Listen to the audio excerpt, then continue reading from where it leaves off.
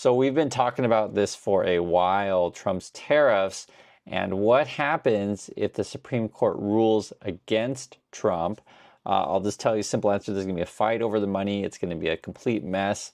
What else is new under Trump, right? And this was a discussion in Bloomberg, which I want to go over with you. If Trump's tariffs are ruled illegal, businesses expect refund chaos. Oh, God. And this is a real possibility. I think the Supreme Court said they were going to expedite this hearing. There's all sorts of stuff going on with Trump. He tries to pull off so many illegal things. In these situations, though, when you're pissing off a lot of people involving a lot of money in Trump businesses, I just think if he, doesn't return the money, there'll be lawsuits all over the place. And if you got the Supreme Court ruling against you, I mean, look out. So let's see what we got here. President Donald Trump has warned of disaster, that's come from Trump, disaster, if the Supreme Court overturns his signature tariffs. For starters, it would unleash a bureaucratic nightmare involving reams of refund paper checks. Paper checks? Oh, God. You know it's going to be Trump like, hey, I meant to send the check. It's in the mail. I mean, take out the... And I keep wondering where the money's going. A lot of people keep asking that, where's the tariff money going? Trump, at the moment, they've been talking about, let's send the money to the farmers. That's what they've been saying. We also know we want to bail out Argentina. And we also know Trump's been asking Korea and Japan for cash. So it's all this, the cup game, the shuffle, I guess where the ball is. Should Trump's country-based tariffs be deemed illegal, the U.S. could owe the bulk of $165 billion, so we're talking a lot of money here, in custom duties collected so far this fiscal year back to companies that paid them. But my first thought is, what if that money's gone, right? I mean, the way money and combines with Trump's things kind of disappear. I'm real curious on that. Now, theoretically, maybe that's why Trump wants to control the Fed and just get the printers going. That's certainly a possibility. That was my other thought. But they won't have an easy time getting their money back. Refunds are typically issued slowly with paper checks. And while the administration could streamline the process, I don't think that's going to happen. I doubt that. To repay the fund en masse, experts fear that's unlikely. Yes, I agree with that. So I guess I am an expert here. I agree. It won't be fast. Paper checks, guys.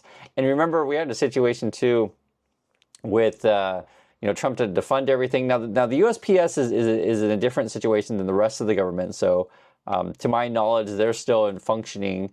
But you never know with Trump. I know Elon was trying to get involved with the post office stuff. So for reals, it's always something crazy going on. Trump has coveted the revenue from tariffs, right? He covets everything. You guys know that. He's the guy who covets. Saying they have made the country, quote, very rich again. That's according to Trump. We're all getting rich.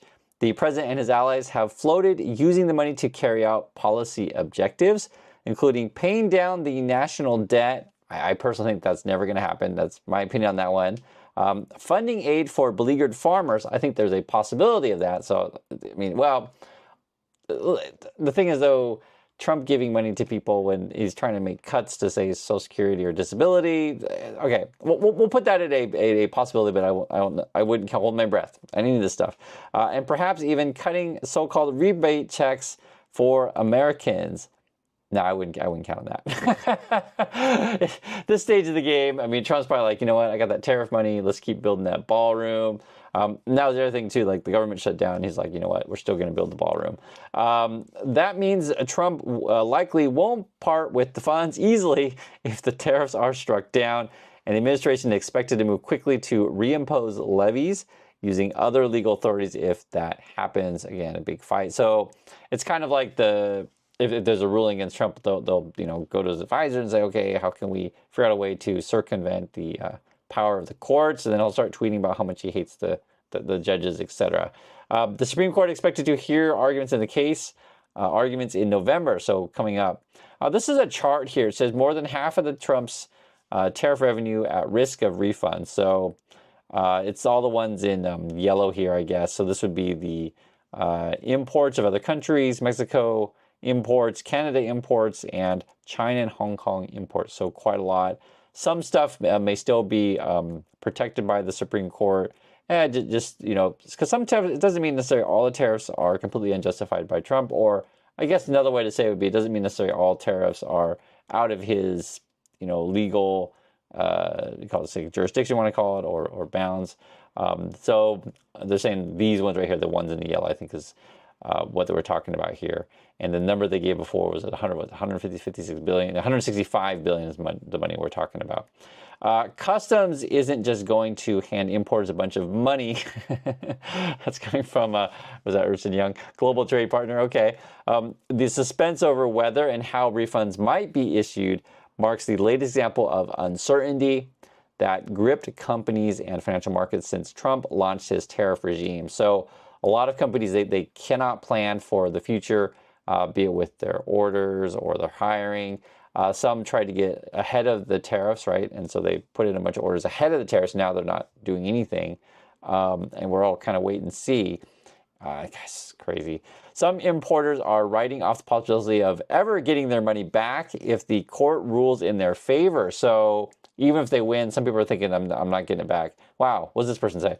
I have zero faith we've ever get anything, just zero. Okay, that's coming from Harley Sittner, owner of Peace Vans, a classic camper van repair and restoration shop in Seattle. So that'd be more like a smaller business, I believe. So they don't, he has zero faith in it. That's Harley. For Sittner, the unpredictability of Trump's trade is worse than paying the duties, which he considers a sunk cost. After receiving a string of surprise tariff bills, yeah, that's never a surprise that you want, totaling anywhere from $221 to $17,000. Jeez, that's crazy. And it's always good to hear what it's like to be on the ground when you're dealing with, Trump policies. So just imagine you get a bill, surprise, you owe 17 grand to the government. Great.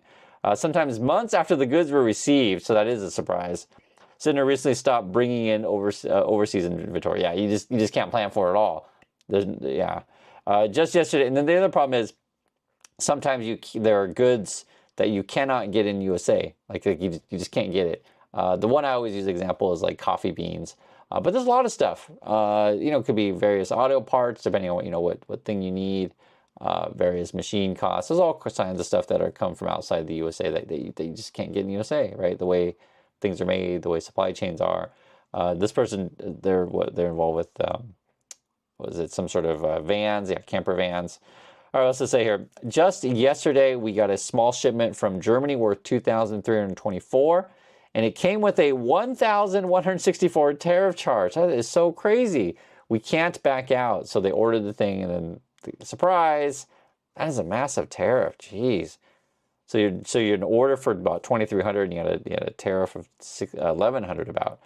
Some custom brokers have said they've been contacted by Wall Street firms interested in buying claims to refunds, and I've heard Lutnick's kids are into this stuff, betting on whether or not the refunds are going to happen, which would allow importers to recoup at least a fraction of the money they might be owed. Paper checks, okay? Most of the jump in customs duties up $95 billion from the year before is thanks to Trump's levies on imports from dozens of economies that went into effect in August, okay?